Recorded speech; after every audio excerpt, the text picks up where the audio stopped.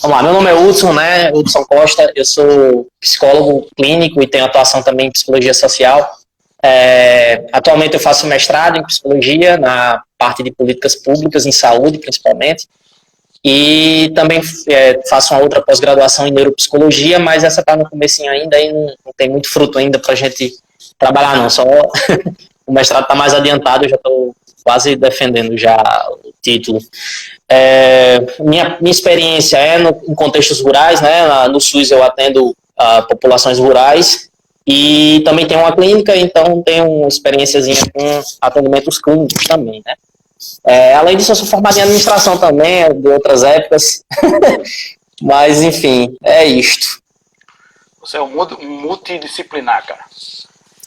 Rapaz, a gente estuda aí um bocado de coisa. Eu tenho que falar aqui que eu tive o prazer de trabalhar com o Hudson, um cara sensacional. Valeu, me ensinou muito, principalmente no início aí da minha carreira do banco. Tenho muito a agradecer a você sempre. Valeu.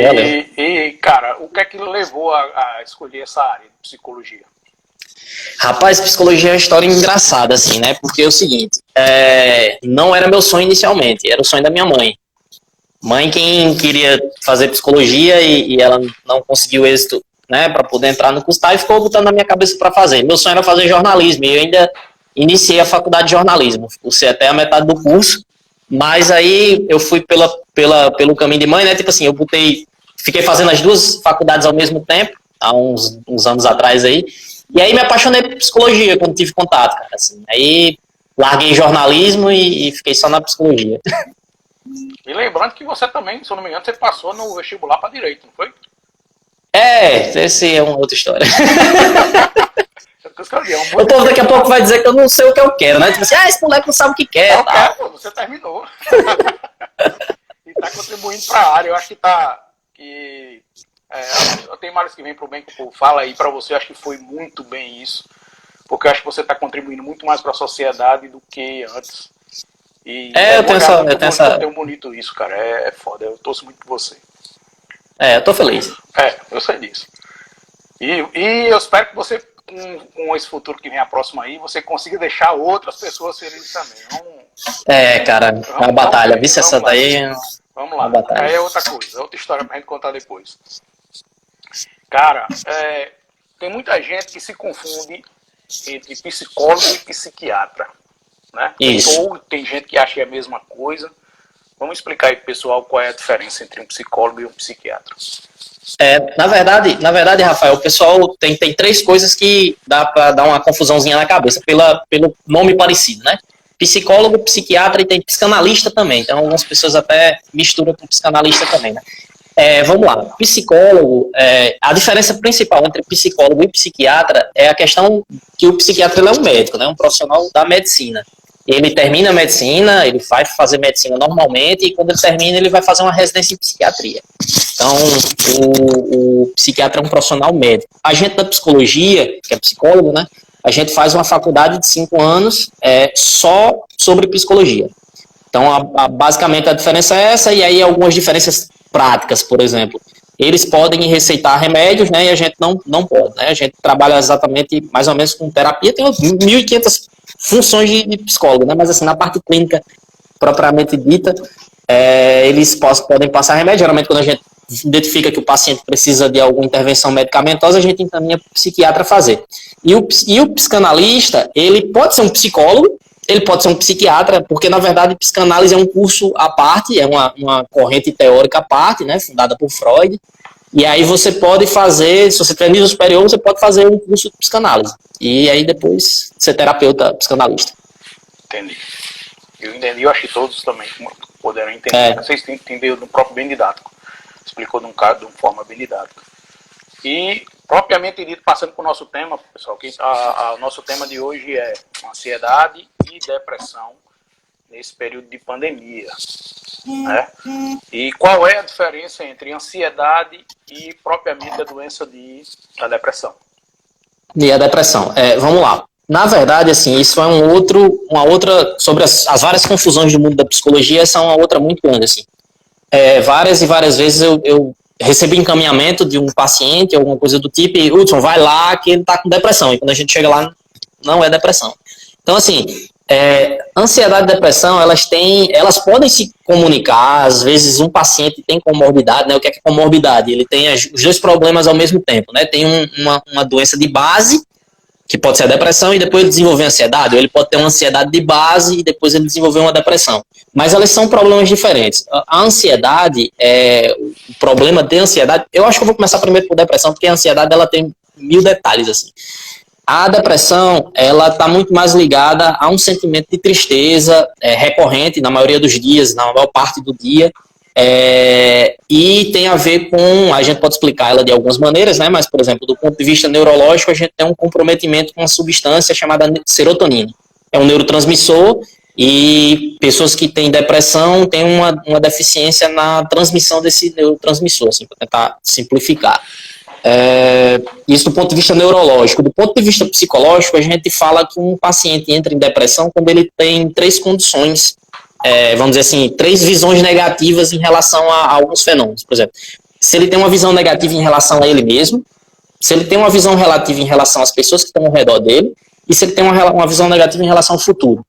Então, quando você tem essas 3 condições juntas, é que a gente fala que tem um quadro depressivo. Lógico que o DSM, que é e o CID, que são os manuais que a gente usa para poder diagnosticar, existem alguns critérios, e aí a gente obedece esses critérios e tal, mas a gente acaba levando em relação a isso, né? Então, por exemplo, uma pessoa que ela tem uma visão muito negativa em relação a ela mesma, eu não presto, eu não falo nada, e aí ela soma isso, uma visão negativa sobre quem está ao redor dela, as pessoas que estão ao meu redor não prestam, não falam nada, não podem me ajudar, e uma visão negativa em relação ao futuro, tipo, não vai mudar. Vai continuar essa mesma droga de agora, tal.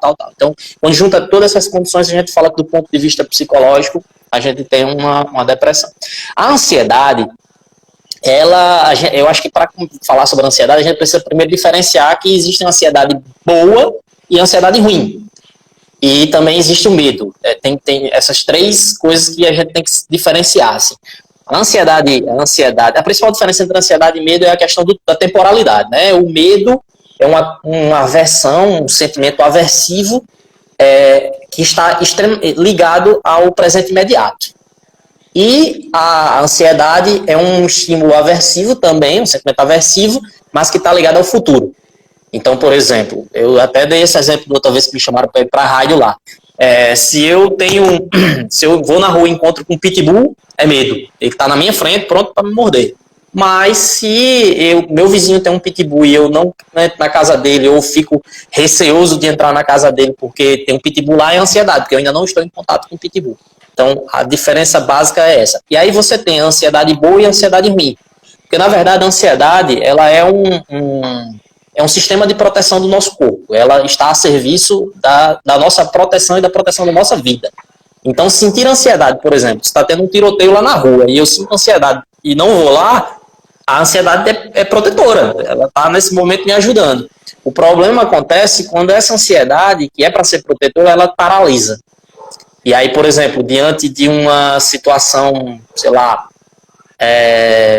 vou ter que enfrentar uma fila de banco e aí eu tenho um medo do que as pessoas podem pensar de mim e aquela ansiedade me paralisa ao ponto de eu não ir resolver o que eu precisaria resolver, por exemplo. Ou iniciar num processo de isolamento social, sem ser um isolamento social da pandemia, um isolamento por causa da ansiedade ou do medo ou do receio do que as pessoas estão pensando sobre mim. E aí isso pode repercutir em depressão depois. Eu acho que, não sei se deu para entender assim, mas é basicamente isso. A depressão, ela está muito mais ligada a um sentimento de tristeza profundo e recorrente e tal. E a ansiedade, ela tem outras características e outros sintomas. Então, por exemplo, na ansiedade é muito comum você ter o que a gente chama de taquicardia, né? Que é o coração dando uma acelerada, mão suando, dedo formigando, falta de ar, tontura, rosto às vezes pegando fogo, dor de cabeça.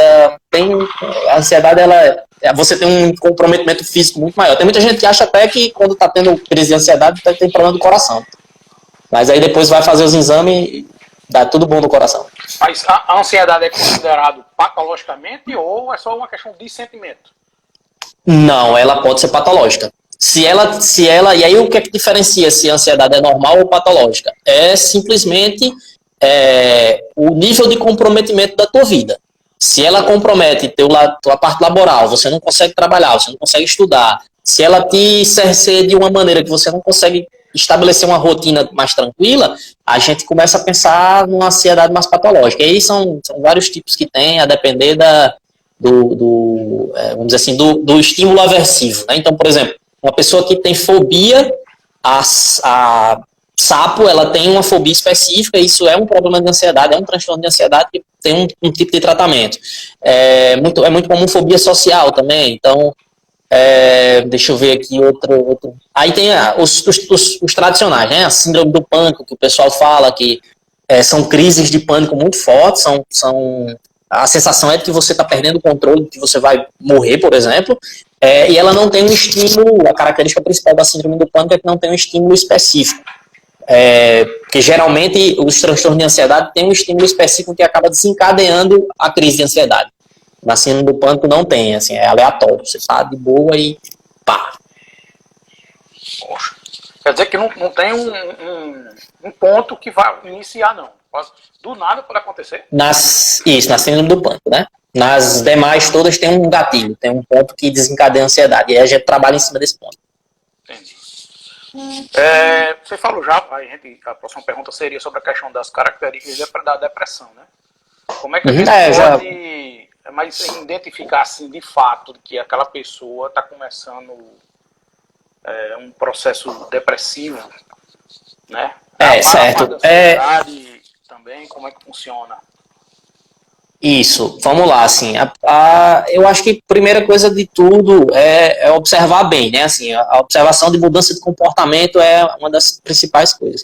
Na depressão, se você observa que a pessoa está se isolando mais, não tá querendo conversar, passa a maior parte do dia deitado, perda de energia, ela não consegue mais fazer ou não sentir prazer em coisas que ela fazia antes e hoje ela não tem tanto interesse, e aí é sempre bom conversar, né, assim. Algumas pessoas elas têm mais dificuldade para se abrir, né? E aí isso dificulta um pouco o processo. Mas encaminhar para um profissional para fazer o diagnóstico, para poder fazer o tratamento é o mais indicado. E nas crises de ansiedade, aqueles sintomas que eu falei anteriormente, eles são mais nítidos, né? Então, uma pessoa que, às vezes, a depressão você fica calado, a tristeza você fica ali, se isola e tal, mas na ansiedade, os sintomas eles são muito físicos. Então, você vai perceber, a pessoa vai até relatar mais, que ela tá, eu tô com agonia, eu tô com um coração acelerado, e aí encaminhar também para um profissional para poder fazer a avaliação. Tá. No caso, a depressão, pelo que eu estou entendendo, ela é uma coisa mais constante, ela é mais duradoura, e a ansiedade é uma coisa que acontece momentânea, mas que fica acontecendo frequentemente. Como é que funciona? Isso, mais ou menos isso mesmo. O quadro depressivo, ele se instala e ele permanece por um período. Embora possa haver remissão e depois voltar novamente, que aí a gente chama de episódio, né? Episódio depressivo. Mas a ansiedade, ela é muito intensa e aguda e rápida. Por exemplo, uma crise de pânico, 20 minutos é uma eternidade. Assim, e é o tempo... porque o corpo gasta muita energia para ter uma crise de ansiedade. Todo o seu sistema neurológico, digamos, é ativado para ou você fugir, é como se fosse para você fugir ou enfrentar uma ameaça à sua vida. Então, a temperatura do seu corpo vai alterar e aí o suor é produzido para poder diminuir, o seu nível de atenção multiplica em uma intensidade muito gigante, então é por isso que dá tontura, porque a gente tem a capacidade de focar em um objeto e ignorar todos os outros. Quando você está tendo uma crise de ansiedade, é como se você estivesse prestando atenção em 1000 coisas ao mesmo tempo. E aí isso gasta energia e gasta muita energia, então as crises de ansiedade elas tendem a ser mais breves, mas elas acontecem, elas podem acontecer, aí varia de pessoa para pessoa, né? Mas elas podem acontecer recorrente ao longo do dia, ou um dia sim e tantos não, enfim. Entendi. Durante essas crises de pânico e ansiedade, a depressão não, no caso seria ir na clínica, né, fazer um tratamento contínuo com você, apesar da ansiedade também, mas durante a crise, existe alguma técnica que a pessoa que está sofrendo, que está vendo, que está sentindo aquilo ali, todas aquelas situações, o que é que ela pode fazer para tentar se sentir melhor, para tentar passar? Certo. Na ansiedade é o seguinte, a gente tem algumas formas de manejo, né? Então, o que é que acontece? O principal ponto é a gente abordar a questão dos gatilhos, né? O que é que está gerando ansiedade na pessoa. E aí é muito importante a gente entender que toda a base de sentimento que a gente sente, ela é derivada da parte cognitiva, das nossas cognições, dos nossos pensamentos. Então, todos os sentimentos que eu tenho, eles são derivados de pensamentos que eu tenho. Então, uma das formas de abordar a ansiedade é a gente identificar que gatilhos são esses, o que é que está me deixando ansioso, e fazer um questionamento sobre até que ponto esse pensamento que eu estou tendo, ele é real ou não, ele é parcialmente real ou não, tal. Isso é a forma de atacar o problema. Lógico que você pode ter a intervenção medicamentosa, se for uma coisa extremamente está incapacitando ao extremo sua vida, então pode ter intervenção medicamentosa, a gente recorre ao psiquiatra para poder fazer isso. E aí existe o manejo do sintoma também, que essa eu acho que é a parte mais básica e é que todo mundo dá para fazer, que você pode fazer com o controle da respiração. Todo o nosso corpo ele é conectado. A gente separa para estudar para poder ficar mais fácil, mas a cabeça interfere no pé, o dedo no pulmão, é tudo conectado. Então, quando a gente está numa crise de ansiedade, o cérebro ele manda informação para o pulmão para bombear ar mais rápido. E aí a falta de ar, ela é derivada não do problema, por exemplo, a gente está no meio da pandemia, né? Não do problema de saturação, do pulmão não está conseguindo ou não tem força para poder bombear o ar e tal. Não, ele está sendo ocasionado porque, se prestar atenção, a respiração está curta e rápida. O pulmão está fazendo isso aqui, bem rápido.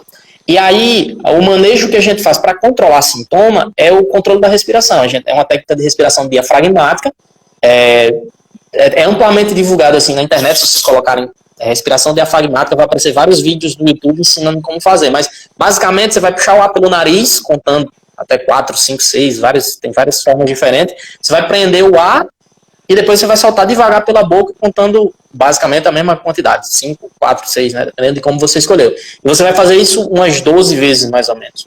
E aí você, ao fazer essa técnica de respiração, a pessoa vai perceber que o batimento cardíaco vai desacelerar, a tontura vai diminuir, praticamente o último sintoma que vai diminuir é a amonçoada, porque é o primeiro que aparece também. Entendi. Então o controle da respiração é fundamental. Ótimo. Você falou aí que estamos em uma pandemia, né? Isso. Pois é. Você notou, junto com seus pacientes, ou com a parte de projeto social que você está trabalhando, pela prefeitura, um aumento dos casos depressivos, por ter que ficar em casa, ou mesmo pelo medo da questão de pegar a doença, por ter comorbidade ou coisa parecida? Na verdade, assim, a gente percebe um aumento da procura. Não dá para a gente ter uma informação estatística, quantos por cento aumentou e tal, mas a gente percebe um aumento da procura, mas principalmente de questões ligadas à ansiedade, sabe? Medo de contaminação, medo do esposo que está indo trabalhar, tem que trabalhar e aí trazer o vírus para casa, assistir notícias ou acompanhar o boletim do Covid, por exemplo, e ver que de um dia para o outro aumentou 20 e isso trazer algum desconforto e tal. Então, a gente tem percebido, de fato, um aumento. A parte científica, né, de artigos científicos que a gente tem, são relacionados à pandemia na China ou por onde passou, né, na Europa e tal. E aí, de fato, houve um aumento considerável de casos, né? Mas aqui não é diferente, não. Assim, a gente tem tido agora muito mais ansiedade do que propriamente depressão, sabe? Sei. Agora, as situações de depressão, elas tendem a se agravar nesse período, né? Assim, tanto que existe uma recomendação que a gente partilha com os psiquiatras e tal, que quem está fazendo acompanhamento, por exemplo, com um psiquiatra, esse é o pior momento possível para começar a fazer desmame, sabe? Não dá para ir retirando medicação neste momento, justamente porque a gente tem uma situação atípica, né? Desmame, pessoal, o que você está falando é deixar de ir o tratamento, tirar a medicação. Isso. E tirando a medicação aos poucos. Mas, por exemplo, possa ser que esse diagnóstico de depressão não esteja ainda sendo notado o aumento, porque o tempo é pouco do que aconteceu já. Sim. Também está ligado. Porque tem ligação, sim. Entendi. Na verdade, Rafael, a gente fala... eu estou fazendo também um curso justamente para acompanhamento psicológico de Covid, né? E assim, o que se fala é que os 3 primeiros meses eles são fundamentais para controle de saúde mental. Isso tanto em pandemias quanto em tragédias, enfim, os 3 primeiros meses eles são fundamentais. Para a gente aqui, embora a pandemia está aí desde, né, os primeiros relatos, acho que do início do ano, final do ano passado, tal, países de fora, o Brasil começou o primeiro caso, se não me engano, foi em março. E do ponto de vista local, aqui em João Câmara, né, se a gente está falando de João Câmara, a gente não tem 3 meses de sentimento negativo. A vida aí estava funcionando aí, né? Agora que começou as medidas mais restritivas e tal, e isso tem um impacto, realmente. A gente tem visto até situações de perca de paciência nas barreiras sanitárias, né? O pessoal fica mais estressado, realmente. Eu que o diga, que eu já vim, que meu caso foi interessante. Eu entrei de férias finalzinho de fevereiro, com tudo marcado para poder viajar, coisa e tal. Atrapalhou tudo. Eu só aproveitei os primeiros 15 dias da minha férias, depois os outros 15 dias eu fiquei em casa já por causa da questão da pandemia, da questão da quarentena. E na hora de eu voltar... férias sem futuro. Por eu ser diabético e hipertenso, eu tive que ficar isolado do trabalho, quer dizer, eu tive que ficar em home office. Depois saiu o MP, essa MP que autorizava a antecipação de férias, o banco antecipou as minhas férias, mais 30 dias. E quando acabou os 30 dias que achei que ia voltar a fazer home office, antecipou mais umas férias, 90 dias de férias. Então tu não tem férias até 2050, assim, mais ou menos. Eu só posso ter férias agora a partir de 2022. 2022 eu vou ter período de adquirir, né? E posso tirar depois até 12 meses depois, né? Mas aí danado. E o pior, foi 90 dias em casa. Eu tava louco, porque a gente ligava a televisão, era só Covid. Ou o nosso excelentíssimo presidente da República falando muita coisa boa pra gente ouvir. E isso me deixava extremamente irritado mesmo. Eu tava de um jeito que eu tava socando parede, porta, para poder tentar aliviar o que eu tava sentindo. E eu tive que compra um saco de areia. É verdade, eu quase que eu fiz isso, mas infelizmente eu não podia sair para comprar. E aí eu tive que arrumar um jeito de largar esse estresse, né? Eu soltar esse estresse que estava dentro de mim. E uma das coisas foi esse projeto que eu comecei, né? O Papo é Não, é muito importante. Que faz com que a gente coloque a cabeça para ocupar. E aí, sim. O que é que depois tu vê esses comentários, eu tô vendo a galera comentar aí e tal, e não tô, né? Tu consegue ver quem comentou pra trás, né? É a primeira vez que eu tô fazendo live aqui no Instagram. Deixa eu falar aqui, o pessoal que tá querendo fazer pergunta, do lado onde você comenta, do lado tem uma cartazinha com a interrogação no meio, certo? Basta clicar nessa carta, fazer sua pergunta, que eu faço a pergunta aqui para outros. Fica mais fácil de eu conseguir selecionar as perguntas e fazer para ele. Tá certo? Para quem tá aparecendo a cartinha aí do lado do comentário, clica nela, faz. Para mim não aparece essa cartinha não. Eu não posso fazer pergunta não. Não tá aparecendo para você não? Será que é porque só tá aparecendo para? Não, acho que é porque eu sou convidado, né? Eu acho que é porque eu sou convidado aí. Possa ser. Mas deixa eu ver, tem uma pergunta aqui do Franklin Bulhões. Como você vê a saúde mental dos profissionais nessa pandemia? Ótima pergunta. É para responder já? Responda.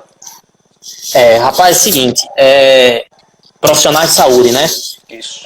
A gente está tendo contato com esses profissionais. Eu estou em hospital fazendo alguns atendimentos, e é um pessoal que de fato merece um cuidado muito, muito, muito, muito dedicado. Na verdade, assim, a gente que é de saúde, a gente cuida dos outros, né? A função nossa é cuidar da saúde dos outros. Mas é muito, vamos dizer assim, quem cuida de quem cuida, né? E às vezes a gente carece de programas dentro das próprias instituições ou dentro do setor público para ter problemas de saúde mental continuada com esses profissionais que estão diante desse cenário de pandemia. Muitos deles não estão podendo ir para casa, não sei como é que é o cenário exatamente aqui, mas em muitos locais o pessoal está praticamente não indo para casa, porque pelo confronto direto com o Covid, né, você pode ter o risco de levar o vírus para casa, e aí se tiver pessoas do grupo de risco em casa e tal. Então é importantíssimo que as instituições elas acabem pensando estratégias de saúde mental para a equipe de saúde propriamente dito, porque os medos que eles têm, eles são os mesmos que a gente tem aqui do lado de fora, né, tipo assim, né, e amplificados. Uma pessoa, um enfermeiro que está em contato direto na ala de Covid, por exemplo, está com risco iminente de contaminação o tempo inteiro, né? Então, eles vão sofrer com problemas de ansiedade, sabe, assim, muito mais do que a população em geral, e é preciso que tenha um cuidado, de fato, acentuado com esse pessoal, assim, sob o risco, inclusive, de adoecimento, e que a gente vá perdendo linha de frente, né? Não só pelo vírus, mas pelas questões de saúde mental também. E a saúde mental, ela interfere diretamente na questão imunológica também. Então, ter a cabeça boa vai fazer com que o nosso corpo produza mais defesa. Né? Tem uma pergunta aqui de Tássio. Ele não mandou aqui pela carta não, mas eu achei interessante essa pergunta dele. A pessoa pode ter crise de pânico e ansiedade dormindo? Pode, não é comum, mas pode. Vamos lá, tem uma pergunta aqui. Isso será que não ampliam os sintomas? Não sei de qual parte ela está falando, mas... eu acho que Samere, se você... né? Não sei, mas vamos pensar por essa linha de raciocínio. Ficar em casa depende da qualidade desse tempo, como esse tempo está sendo feito. Lógico que quando a gente está se deparando com a literatura que fala sobre a temática, é justamente sobre a questão de quanto mais tempo passa no processo de isolamento, mais você tem possibilidade de agravos. E eu acho que uma coisa que tem que ficar bem didática, assim, é que o distanciamento social que está se pedindo nesse período de pandemia, na verdade é um distanciamento físico, né? Então, a gente precisa ter o distanciamento físico das pessoas. E aí, a gente está fazendo uma live para o Instagram, por exemplo, então quem está aqui acompanhando tem acesso à internet, imagino eu. Então, a gente pode utilizar recursos de internet para poder diminuir essas distâncias, né? A internet ela é considerada um vilão assim por alguma parcela que diz que ela afasta quem está próximo, mas ela tem uma bondade muito grande de aproximar quem está longe. E nesse cenário de pandemia é preciso utilizar recursos de videochamada, de ligação, de WhatsApp, para a gente... A internet está sendo primordial nessa época. Eu não sei o que seria da gente se a gente não tivesse a internet agora, né? Pois é. A gente tava fazendo o quê? Pois é. Eu imagino como é que foi a gripe espanhola no início do século, sabe? Caroline aqui perguntou. Pessoas tóxicas podem agravar nossa ansiedade? Eita, Carol, tudo bom? Podem e só podem, se elas fizerem parte do gatilho, né? Na verdade, assim, não só se elas fizerem parte do gatilho. Lógico que se você está com comprometimento de ansiedade, pessoas que não contribuam ou que de alguma maneira você tem um relacionamento tóxico, um relacionamento que coloque a sua integridade em xeque, lhe diminua de alguma maneira, abuso emocional, enfim, isso tem, sim, possibilidade de agravos na questão de ansiedade, e a recomendação médica é se afastar de pessoas tóxicas. Vamos lá. Outra pergunta aqui. Doutora Ivone, que atitudes Ivonilde, minha amiga. Que atitudes práticas podem ser feitas para amenizar esse estado de ansiedade ou depressão? Vou emendar com isso aí, o que é que a gente pode fazer em casa para poder estar ocupando a mente, né?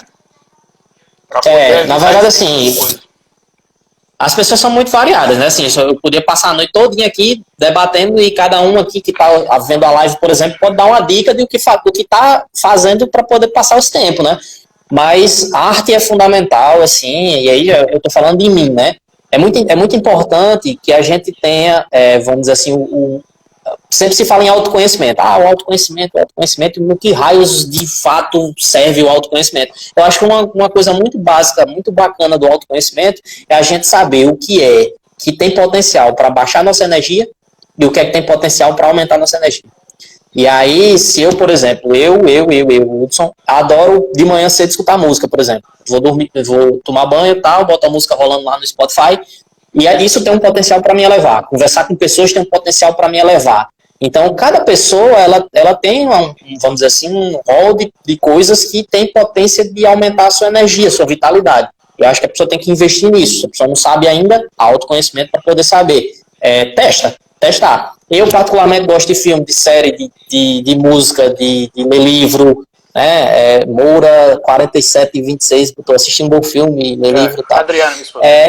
Isso. E aí quem tem filhos? Filhos é aquele negócio, né? Assim, o menino, se for um menino pequeno demais e for, tem até minha esposa botou aí um stories aí no Instagram dela de um sobrinhozinho da gente, que é uma peça muito bacana ele, e ele destruiu um quarto hoje, enquanto eu tava trabalhando, e eu não vi ele nas minhas costas, né? Então, assim, vai faltar paciência, tem hora? Vai. Mas quem tem criança em casa tem que pensar, eu fiz até uma live há uns dias atrás sobre isso, tem que pensar em estratégias dentro da própria casa para poder entreter as crianças, porque eles gastam, assim, eles têm muito mais energia que a gente, né? Então, jogos, tentar também tirar o foco demais da internet, né? Deixar o menino o tempo inteiro de frente para o celular, para a tela do celular. Então, jogos, fabricar o próprio brinquedo, estimula a criatividade. Eu vi que o Dr. Ivonildo falou aí que sexo é bom. Sexo é bom de todo jeito. A gente tem que ir entretendo o tempo aí para ele passar. É verdade. E evitar, assim, eu acho que uma das coisas mais importantes também é a gente evitar que o nosso tempo seja extremamente pontuado em função do vírus. Então, eu não posso passar o dia inteiro vendo notícia de Covid, por exemplo. A vida é muito mais que isso. Eu tenho que dedicar meu tempo à vida e não à morte, digamos assim, né? Verdade. Samires perguntou novamente aí sobre a depressão, como você vê o julgamento de algumas pessoas que isso acontece por falta de Deus. Uma ligação aí da ciência com religião. Vamos lá. Primeiro, a primeira coisa que a gente tem que fazer, que pontuar aí, é que ninguém é inimigo de religião, né? Assim, a religião ela tem um papel fundamental para a resolução de vários conflitos na nossa sociedade e ajuda muito. Só que, obviamente, que algumas coisas que a gente fala, eu sempre comparo o seguinte, que quando a gente vai para um cardiologista e ele chega e diz que a gente está com problema no coração, a recomendação dele é não comer comida gordurosa, por exemplo. Não pode comer comida gordurosa. Eu escuto isso direto. E quando a gente e quando a gente tem um paciente com depressão, a comida gordurosa do paciente com depressão são as palavras. As palavras, elas podem ser tanto o que vai fazer com que ela melhore, como que ela piore de vez, assim, né? Então a gente tem que ter muito cuidado com o que fala. E uma pessoa que, por exemplo, está atravessando um processo depressivo, e eu já escutei isso várias e várias vezes, não é de maneira nenhuma recomendado que se coloque isso, assim, né? Mas isso é falta de Deus, ore mais. Porque muitas vezes você vai estar, primeiro que você vai estar questionando a fé da pessoa, e como há um sentimento negativo muito grande em relação a ela mesma, ela pode, inclusive, aumentar esse sentimento de culpa que ela já tem, entendendo que, de fato, por exemplo, ela não é digna de amar a Deus, porque ela não era para estar pensando nisso, e aí aumentar o sentimento de culpa e acabar piorando o caso, né? Então, a gente não recomenda esse tipo de frase, não. É o tipo de frase que, na verdade, tem uma tendência a piorar o quadro do paciente, né? Cara, a gente escuta muito que depressão é a doença do futuro, né? Do momento. E eu escuto também, eu acho que você também deve escutar, que depressão só dá em gente rica. Sim. Depressão né? É a doença do povo rico. E aí, cara? Definitivamente não. Definitivamente não. Assim, não tem classe social, não tem sexo, não tem idade, não tem. Lógico, a gente acaba pensando em grupos de risco. Então, por exemplo, quando você vai chegando no final da vida, existe um risco mais acentuado de depressão, mas definitivamente não é doença de rico, assim. O que acontece é que, obviamente, as condições de acessibilidade à saúde da população mais economicamente mais avantajada, ela vai ter acesso a psicólogo, vai ter acesso a psiquiatra, então os diagnósticos são mais recorrentes, né? É diferente da senhorinha que está, por exemplo, lá na zona rural do Lajeado, sei lá, e acaba não tendo tanto acesso, se bem que lá no Lajeado eu estou atendendo lá, tal, quer dizer, né? E aí ela acaba não tendo tanto acesso, ou as pessoas acabam não falando, e aí se naturaliza algumas coisas, né? Então, antigamente o pessoal falava muito que senhorinhas se isolavam e porque sofriam muito por causa dos maridos e tal, e tal, e tal. Mas ninguém dizia que era depressão, né? Então, aí tem uma outra parada sobre diagnóstico que é mais conceitual, né? Que acaba, vamos dizer assim, uma doença ela existe a partir do momento que eu digo que ela existe, né? Tipo, eu tenho um grupamento de sintomas e aí eu reúno eles e batizo de depressão. Verdade. Mas é uma parada mais acadêmica aí. Isso, Dorinha Bispo está perguntando aqui, dicas de como a gente ajudar pessoas com depressão. E eu emendo, tem muita gente que não quer aceitar que tem a doença, né? Porque acha que, e escuta muito de familiar, isso é frescura, isso é isso, aquilo, isso é besteira. Como a gente ajudar para que aquela pessoa aceite a doença e também aceite fazer o tratamento, né? A primeira coisa é ter empatia, né? Assim, sem empatia a gente não vai para muito canto, não. Assim, acho que é a palavra base. Mas, lógico, a gente precisa compreender algumas coisas que estão na base desse pensamento, né? E, por exemplo, eu acabei não fazendo isso na minha apresentação hoje, mas sempre que eu vou dar palestra em algum canto, ou que eu vou me apresentar pela primeira vez para um paciente, eu sempre faço questão de, vamos dizer assim, desmistificar aquela máxima de que psicólogo é negócio de doido, por exemplo, né? Então, o que é que isso interfere? Isso interfere justamente porque as pessoas, elas associam muito a questão da saúde mental, de você estar doente ou alguma coisa, com fraqueza. É como se fosse uma fraqueza mental, e isso não tem, do ponto de vista científico e prático, isso não tem sentido. Mas as pessoas associam. E aí é preciso ter muito cuidado na hora que você vai abordar uma pessoa, justamente para você fazer essa desmistificação de base. Eu acho que a primeira coisa da empatia é você tentar entrar no universo dela, né, assim, tentar entender de que maneira ela está enxergando o mundo, para você, num processo de similaridade, de pensamento parecido, você tentar uma aproximação, você não tentar um choque de primeira. Mas, uma vez que você conseguiu ter um nível de conversa satisfatório, primeiro de tudo é ter uma escuta atenta, né? A pior coisa do mundo é a gente estar conversando com a pessoa e a pessoa está aqui no celular. Tá certo. Sei. Você não deu atenção, sabe? Na campanha de setembro é mês de setembro amarelo, né? O mês de prevenção do suicídio. E sempre as campanhas são no sentido de falem mais dos seus sentimentos e tal. Mas a gente devia fazer uma campanha também assim, mas escutem bem os outros, porque muitas vezes a pessoa, pior do que não ter ninguém para ouvir, é você falar e a pessoa não quer escutar, sabe? Então, se você se depara com a situação do paciente que está com depressão, empatia, tenta entender o universo dele e vá chegando com cuidado para recomendar um auxílio profissional, né? Sempre desmistificando. Psicólogo não é um negócio de doido, psicólogo é uma pessoa que vai ajudar você a lidar com seus sentimentos, vai ajudar, tal. Verdade. Carolina aqui tá me dando uma dura. Ela perguntou se eu uso óculos, se eu li o comentário dela por pura deboche. Não, cara, não li deboche, não. É porque essa questão de a gente se afastar de pessoas tóxicas, que é a pergunta que você falou, é tão pura verdade e as pessoas não acreditam nisso. É tanto que o falou, recomendação médica. A recomendação médica é se afastar. Entendeu? Porque a gente fala tanto isso e às vezes as pessoas acham que simplesmente não, as pessoas não atrapalham outras, né? Na verdade, assim... Desculpe se eu passei a sensação de que estava debochando, mas não, pelo amor de Deus, longe de mim. Carol, assim, eu não sei exatamente qual é o caso, obviamente, cada caso ela tem uma repercussão, porque depende que tipo de relacionamento é esse, às vezes não é tão fácil se afastar da pessoa tóxica, né? Mas assim, a base principal de uma pessoa tóxica é justamente falta de empatia, né? E às vezes a questão da comunicação, às vezes a pessoa se comunica de maneira agressiva, né? A gente tem três modelos de comunicação propriamente dito, que pode ser assim, a pessoa pode ser passiva na comunicação, ela pode ser agressiva, ela pode ser assertiva. Geralmente uma pessoa tóxica ela é agressiva na comunicação. E vai deixando um rastro de destruição por onde passa. Essa pessoa tóxica, ela também precisa de ajuda. Só que o problema é que às vezes essa pessoa tóxica ela acaba não reconhecendo a necessidade de procurar ajuda, né? Assim, só quando o negócio já está drástico ao extremo, assim. Eu não sei se deu para entender, mas se qualquer coisa, se ficou algum... Aí você pode me chamar no privado que a gente troca uma ideiazinha. Show de bola. Vamos lá. Leandro, tem um familiar que está com sintomas de depressão. Quais os cuidados que temos que tomar com ela? Com essa pessoa deve ser.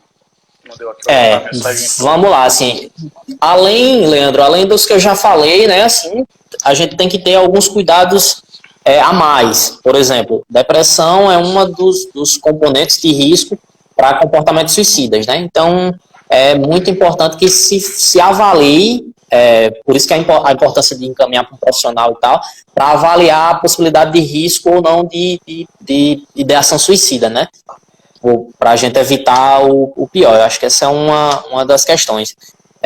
A outra questão é evitar as palavras, como eu falei anteriormente. Então, tem uma série de outras palavras que são muito complicadas, além do falta de Deus no coração, tem o frescura, tem o tu não sai daí porque tu não quer, tem o de chamar que é preguiçoso. Então, são várias coisas que a gente pode evitar. E são palavras que a gente pode evitar de dizer para poder piorar o quadro, sabe? E realmente encaminhar, tentar fazer um encaminhamento para a parte profissional realmente de manejo. Vamos lá.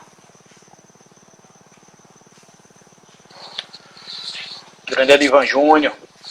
Qual a importância da psicologia preventiva no âmbito escolar? Rapaz, que pergunta top. Valeu, Grilo. Edivan. Famoso Grilo. Rapaz, é o seguinte, a escola é a base para muita coisa, né? Assim, essa máxima da escola como base para uma sociedade mais justa, mais igualitária, mais tudo, ela não é falsa, não, ela é verdadeira. E pensar sobre educação sentimental nas séries iniciais, por exemplo, é uma coisa muito fantástica, sabe assim? Que se você for ver, escolas de ponta têm isso.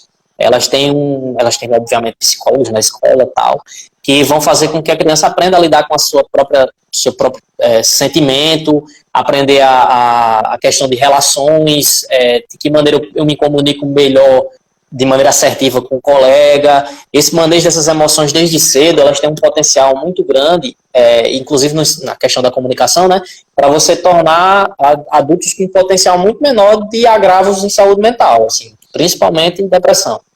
Porque, geralmente, quando a gente vai fazer uma ligação, as pessoas que têm depressão, geralmente, elas têm um estilo de comunicação muito passivo.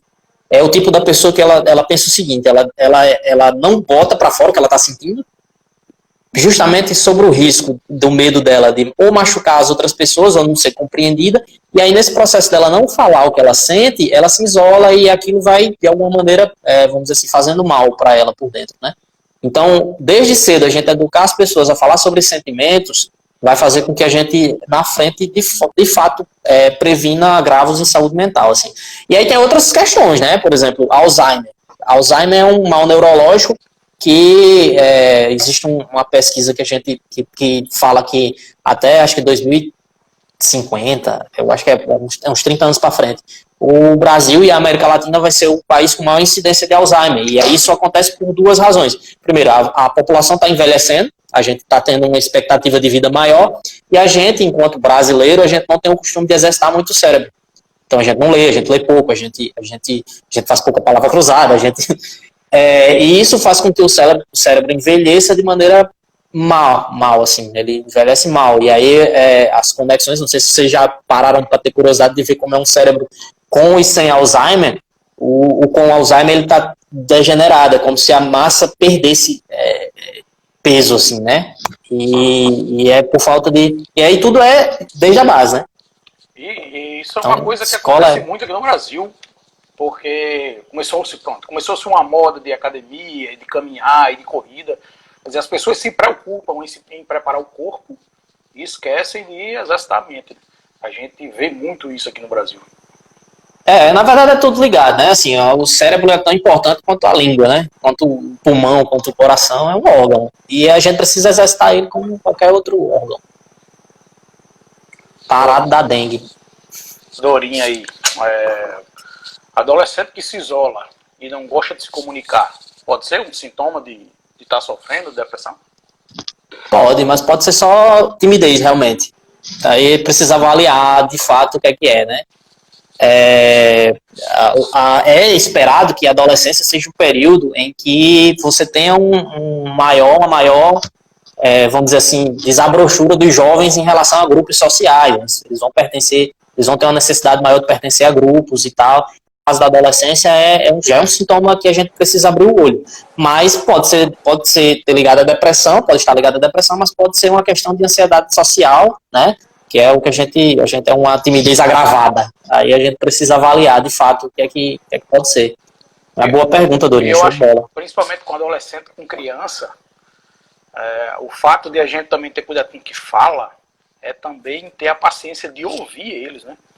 Porque sim. Tem muita gente que, quando uma criança quer dizer alguma coisa, já manda calar a boca, né?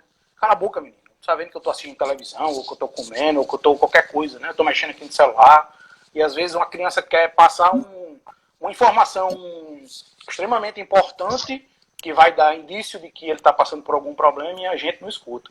Tanto que tem muitos professores, né, que descobrem abusos que crianças estão passando em casa através de desenho, né? Manda eles desenhar o que está acontecendo em casa, as crianças desenham e a partir dali eles percebem que tem algum problema com a criança. Então, acho que tanto a importância de cuidar com o que falar é o cuidado de ouvir também, né? Claro, e aí tem uma coisa que você falou que é muito importante, antes de responder Sameres aí de novo, tem uma coisa que você falou muito importante, assim, tem menino que é perguntador, né? Menino perguntador, me pergunta tudo, pergunta de que é feita a cadeira, a pessoa diz, é de plástico, plástico é feito de quê? Aí começa, né? Só que a gente tá precisando de cientista daqui a alguns anos, cara, deixa ele ser curioso, assim, porque quando a gente limita o perguntar, a gente limita a curiosidade e isso lá na frente tem repercussões sérias, assim. Melhor deixar eles... paciência, porque ter menino é paciência. Verdade. O Samers aí já está fazendo uma pergunta sobre a questão mais, sei lá, perigosa da depressão, né? Que é a questão do suicídio. Pergunta se o suicida deixa rastro e como entender esses rastros. Sameres, de fato, assim, a literatura científica sobre questão do suicídio, ela é taxativa em relação a isso. Todo suicida, ele dá sinais. Né? Ele sempre dá sinais. Obviamente, ele não sai dando sinais aleatórios para todo lado. Ele, às vezes, dá sinais específicos para uma pessoa só, mas ele dá sinais. E é extremamente importante não ignorá-los, sabe? Se a pessoa, de alguma maneira, usou frases como seria melhor se eu não existisse, eu sou um lixo mesmo, e se eu sumir ninguém vai sentir minha falta. Essas frases, elas são indicativas e a gente deve prestar atenção. E a gente não pode simplesmente ignorar e achar que a pessoa está chamando atenção. Pode ser que seja só chamando atenção? Pode. Mas a gente não pode pagar para ver, porque é o tipo de situação que não tem volta. Se ela cometer suicídio e ela conseguir ter, vamos dizer assim, efetividade na tentativa dela, só vai ter um rastro de arrependimento de quem tentou, né, de alguma maneira e não conseguiu. Enfim, é um assunto muito delicado, sabe assim. Tanto que a Organização Mundial de Saúde, ela tem orientações específicas de como abordar o tema do suicídio para tudo, praticamente. Tipo, tem orientações para professores, como abordar isso em sala de aula, tem orientações para o pessoal de blog e de TV, rádio, porque às vezes o pessoal dá notícia e suicídio tem uma questão que se chama efeito Werther, que é o seguinte, é a capacidade que um suicídio tem de acabar estimulando que outras pessoas acabem fazendo também. Então, a mídia ela tem que ter uma responsabilidade muito grande ao noticiar, principalmente para não glamourizar o suicídio. Eu vou dar um exemplo do que aconteceu recente agora. No meio dessa pandemia toda, eu não lembro o nome do ator exatamente, mas teve um ator que acabou cometendo suicídio, e uma carta dele foi encontrada, e isso foi dado, tipo assim, foi colocado em todos os jornais que eu vi, a íntegra da carta, falando que era um tempo difícil, que não sei o que. E essa glamourização dele, enquanto herói, digamos assim, pode ter um potencial justamente de fazer com que outras pessoas acabem fazendo o mesmo. E é muito delicado, assim, tem que ter muito cuidado. Verdade. Putz, a gente já tá passando, a gente tá indo aqui já para os nossos últimos 5 minutos, infelizmente. Eita, que papo passar ligeiro.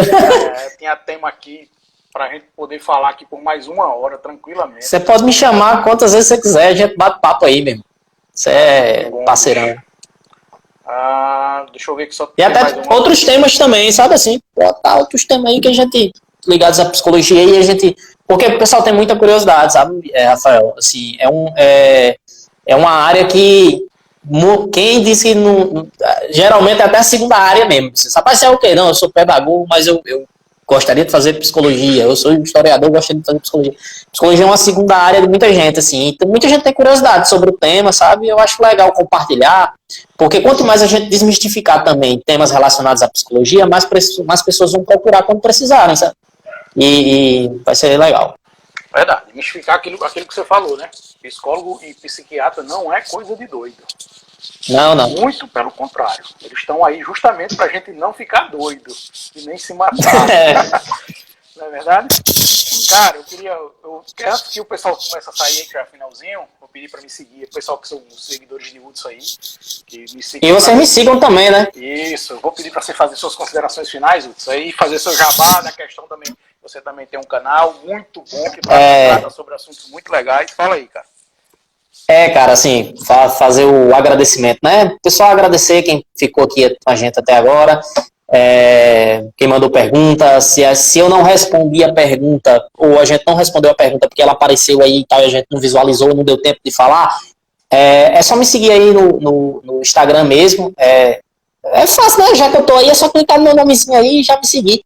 E aí manda uma mensagenzinha que a gente troca ideia de boa, assim, eu posso responder essas perguntas que vocês fizeram aí na parte interna, né? Assim, para quem ficou com alguma dúvida ainda. E eu também tenho um canal no YouTube que é Hudson Costa. Tá, Hudson Costa, eu acho que já vai aparecer o projeto que eu tenho de lives, que é toda quarta-feira. A gente fala sobre alguns temas de interesse da cidade e tal. Semana passada foi sobre juventude, desigualdade social e os seus impactos. E amanhã a live vai ser sobre violência contra a mulher. Eu ainda não fiz o bannerzinho de divulgação, porque hoje foi tão topado, tão corrido, que não deu tempo. Mas amanhã logo cedo vai estar no ar aí para divulgar. E aí o canal, se você botar assim, o nome do projeto é Diálogos Camarenses, então se você colocar lá, Hudson Costa Diálogos, vai aparecer logo o canal. Vai ter minha fotinha lá, fazendo assim e tal. Assim não, vai estar parado. Mas sigam lá, sigam no Facebook, é Hudson Costa no Facebook também, e podem mandar uma mensagem, eu sou bem aberto pra gente trocar ideia. Eu gosto de conversar, isso levanta minha potência. Assim. Quando eu tô triste, eu conversar com pessoas melhora. É verdade. Gente, o canal dele se chama Diálogos Camarenses, mas ele não trata de assunto apenas da cidade. Por exemplo, amanhã ele vai falar sobre violência contra a mulher. Então, é um assunto geral. Extremamente do cotidiano do Brasil inteiro. E aí os convidados são geral, a gente tenta trazer pessoas de João Câmara, né, para poder dar o recorte local, mas amanhã, por exemplo, as duas convidadas vão ser Rafaela Câmara, ela é advogada, foi advogada do CREAS durante muito tempo, ela tem uma atuação boa sobre o direito das mulheres, e também a promotora do Ministério Público Federal do Rio Grande do Norte, Érica Canuto. Ela é também professora da UFRN. Vai ser um papo show de bola. Convidados de super peso amanhã, viu? Amanhã vai ser responsa. Verdade. Grande Marcelo. E aí lá no... Um abraço aí pra você, cara. E aí lá no canal do YouTube também a gente vai ver se consegue saltar outros videozinhos sobre psicologia lá para poder ir ajudando a galera, sabe? Mas tempo, cara, assim, eu tô tentando me organizar minha agenda, tô vendo a hora, não sei se o meu professor orientador do mestrado tá aí vendo, tá querendo já comer meu fígado já, porque eu me entreguei. Já não entregou a correção?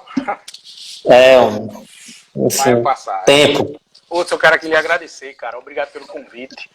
Pelo que eu tô vendo, a gente tem tema aí para fazer mais uma live, e vamos marcar uma data aí pra gente falar sobre outros assuntos e tentar ajudar o pessoal aí. O meu grande intuito quando eu comecei esse projeto foi ajudar as pessoas. Então, se a gente conseguir ajudar uma única pessoa que nos assistiu durante hoje, para mim, eu estou extremamente satisfeito. Não, verdade. Então, verdade. Muito obrigado, cara. E que muito sucesso no seu futuro aí. Depois você pode falar mais sobre essa questão e pode contar comigo, meu amigo, que a gente estamos juntos. Né? Beleza, amigão. Valeu. Um abração aí e show de bola. Não sei como é quem que te liga. Tu que te liga? Eu que encerro aqui. Tchau, pessoal. Boa noite. Obrigado por Tchau, pessoal. Até aqui. Até mais. Tchau. Se precisarem, mandem perguntas. Valeu. Valeu, cara.